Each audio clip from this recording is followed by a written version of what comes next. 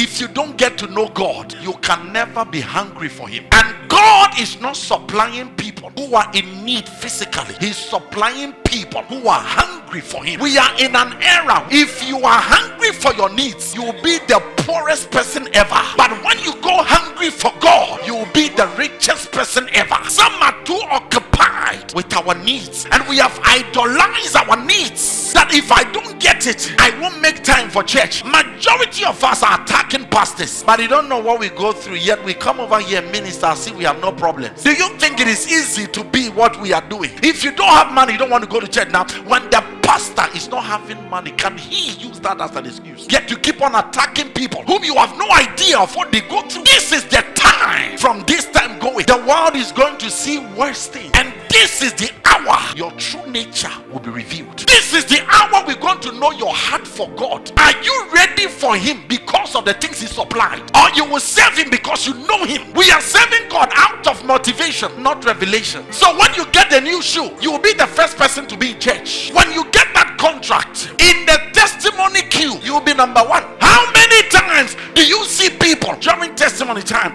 they're going to go and for a microphone and then stand in front of the congregation and say, because of today's message that pastor preached, I am blessed, my life has been transformed, the word has delivered me. All our testimonies is about the material thing we have received, because that is where our hunger is. Beloved, you can never have anything you are not hungry for, because a satisfied stomach does not need food. If you are not hungry for God, you cannot have a supply. Don't be deceived. Jesus told the people, you are coming to me because of the food I gave, not even the miracle that I performed. If you are not hungry spiritually, you don't see anything of God. You cannot identify God, and you cannot identify good. The only you can identify is your desire. In your going out and coming in, you only see one thing: the things that matter to you, not the things that matter to the purpose with which you were brought over here on earth. You can complain about your problem for hours, yet you pray for minutes. You can watch movies for hours, yet you seldomly study the word. You are always preparing to receive from people, yet you reluctantly give. If you don't get hungry in this hour, it will be difficult to be a blessing to people, for you to give somebody something. We are not under the influence of the economy, we are under the influence of the system. Study the word. We are the people who some time ago, 5 years ago, 10 years ago,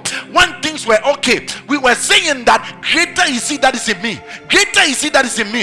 If this hour, if that great man is in you, let him come out, because if you don't have that great man, this is the hour we are going to see it. And truly, if you have that great man, greater is he that is in you, that the greater man lives in me, greater is he that is in me.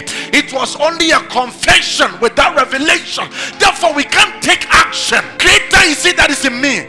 Yet you were crying last night because you think your supply has not come, and the things I need, the things I want have not come. God, my marriage, God, my business, God, my money, God, you were crying, yet you keep on saying that greater is he that is in me. This is the hour we're going to know whether your confession is true. This hour is testing our affection towards God and not God's affection towards us. This is the time we're going to know the size of God in you, the level of your knowledge, your level of understanding, the level of your revelation concerning your salvation. A lot of people have their salvation corrupted because of frustration.